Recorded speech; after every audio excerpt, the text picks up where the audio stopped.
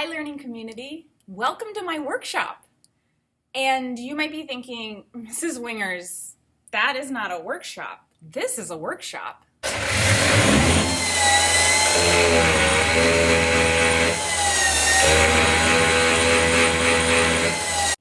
While you are correct in thinking that that is a workshop, this is also my workshop. Let's compare how the workshop in the video is the same as the workshop I have here. So in the video, we see that the man is using tools, right? Well, I also have tools. I have this big box of pens, markers, highlighters, different things that I might need in my writing or in my reading. In the video, you can also see on the wall that he has like different types of wood, so it might show him like different types of things he can use in his projects. Look at this big stack of books here. That's like my wall of wood. It gives me lots of different ideas. I see what experts have already made. I see things that are created. So that's kind of a part of my toolkit too. You can see projects that he's working on his table there. Well, right on my table, I have projects I've been working on. I have books I'm reading. I have all sorts of things that like I'm working on right now in my workshop. Finally, he has a snazzy work outfit. Check out my teacher work outfit. Very snazzy. Okay, do I have you convinced? This is also a workshop, right? I will take your silence as a yes. All right, now on to the next part of this highly engaging and informative video. I want to talk about when you're learning reading and writing, would you rather learn in a workshop or in a factory? So let's take a look and compare those two things. Here we see a factory where two machines are creating exactly the same thing over and over and over and over again, and it's a little tedious. Now let's take it back to our workshop where this man is creating more of like a custom piece, and I'm gonna make an assumption that he probably is enjoying what he's doing. So when we think about learning, I'm wondering, would you rather learn in a factory or in a workshop? If you said workshop, you are in the right place. So in this video, I'm going to explain the what, the why, and the how of the workshop model. So let's start with the what. What is Reading and Writing Workshop? Great question. It is a teaching framework that minimizes lectures and maximizes actual learning time. The specific model that we follow here at ISG Jubail is based on the Teachers College Reading and Writing Project framework. And that has been developed over 30 years of doing research and figuring out the best way to teach reading and writing. So, long story short, what is the workshop model? It's just a really great way to teach reading and writing. The next thing I'm going to explain is the why. Why do we use the workshop model? I am so glad you asked because I'm a little bit obsessed with explaining why the workshop model is so great. Okay, so let me get started. The workshop model builds a community of readers and writers. It also allows for more independent work time. And we know that if we want to get better at doing something, anything, you just have to do more of it. And in the workshop model, it allows for students to spend time actually reading and actually writing. Finally, I have a lot more things, but all I'm going to explain here, the third thing, is that it allows for so much individualization and differentiation, which are like fancy teacher words for teaching kids where they're actually at. Instead of just doing one lesson for everyone, it gives teachers the opportunity to meet kids where they are. Whew. Saying all that made me so excited that I'm actually a little bit out of breath.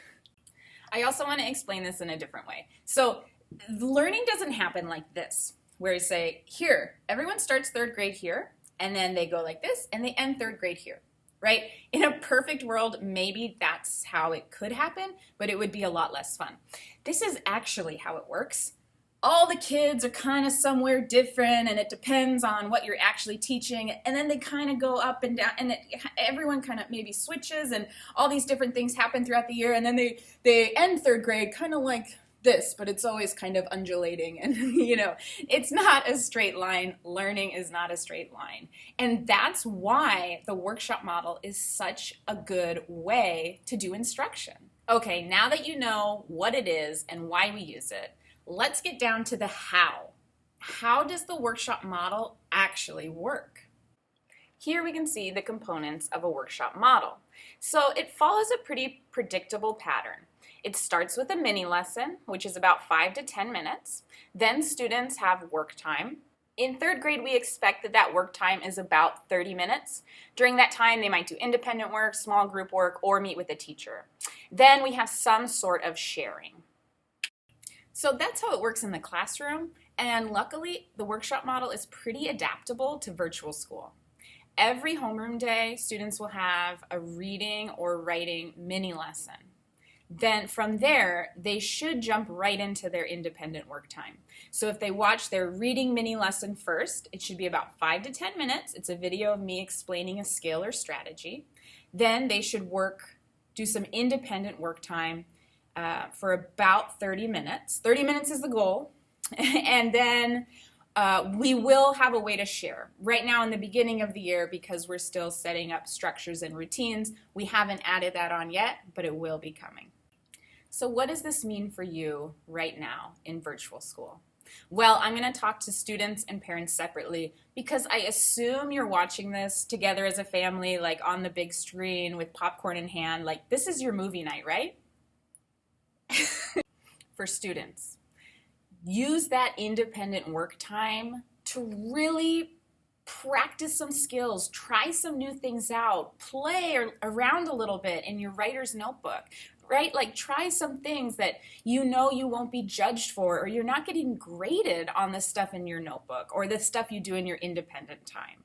Okay? So just relax a little bit and try those skills so you can practice them and get better. Also, when it comes time to do our one-on-one and small group conferences for reading and writing, be ready to talk about that work.